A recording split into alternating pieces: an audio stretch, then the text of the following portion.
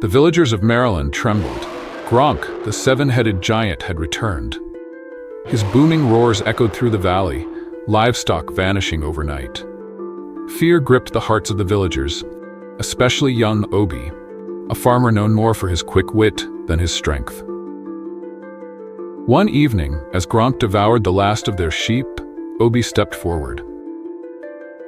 "Great Gronk," he said, his voice surprisingly steady, "I believe I may have a solution to your hunger." Gronk, his seven heads twitching with amusement, lowered his gaze. "A solution from a mere mortal?" boomed one head, a voice like rolling thunder. "Deep within the Whispering Woods," Obi explained, "grows the moon fruit, a legendary fruit that can satisfy any hunger. But it only appears under the full moon, and obtaining it requires 3 trials. Gronk, intrigued, eyed Obi suspiciously. "And what are these trials, farmer?" "Trials of strength, cunning, and courage," Obi replied. "Should you succeed, your hunger will be sated forever." Gronk, his curiosity piqued, agreed. "Very well, farmer, lead the way." Under the pale glow of the full moon, they journeyed into the Whispering Woods. The air grew thick with the scent of damp earth and unseen creatures.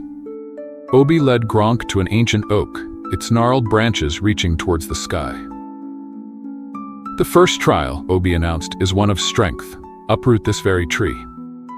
Gronk chuckled, a sound like boulders tumbling down a mountainside. With a mighty heave, he wrapped his massive hands around the oak's trunk.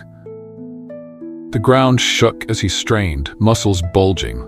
Roots snapped, earth crumbled, and finally, with a triumphant roar, the giant tossed the uprooted tree aside.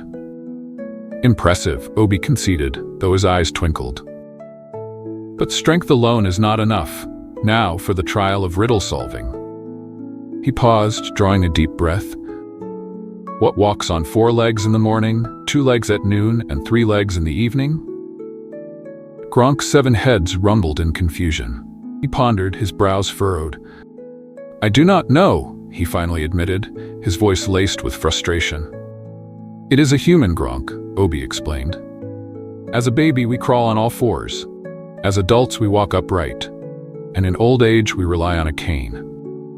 Gronk grumbled, but he knew Obi was right. "Very well, farmer, you have outsmarted me. But there remains the final trial." "Yes," Obi said, "the final trial is one of courage." He gestured towards a dark, gaping maw in the hillside. "Within that cave, guarded by shadows, lies the moonfruit. Retrieve it." The cave was a chilling place, damp and echoing with unseen sounds. As Gronk ventured deeper, the air grew heavy with the scent of damp earth and something else. Fear, a foreign emotion to the giant, began to stir within him. He pushed on, his eyes straining to pierce the darkness. Finally, he spotted it, a fruit, pulsing with an ethereal golden light. Emerging from the cave, Gronk clutched the moonfruit in his massive hand. He was exhausted but triumphant. "You have passed the trials, Gronk," Obi said. "Now eat the fruit." As Gronk took a bite, a blinding light erupted. His 5 heads dissolved, his immense body shrinking rapidly. Soon, all that remained was a man, bewildered and alone. "Thank you, Obi," he stammered, his voice weak. "You have saved me." The villagers of Maryland rejoiced. Gronk, no longer a monstrous threat, joined their community, forever grateful to the young farmer who had shown him that true strength lay not in brute force, but in wit, courage, and the kindness of the human spirit. Thanks for watching, and see you next time on African Folktales TV.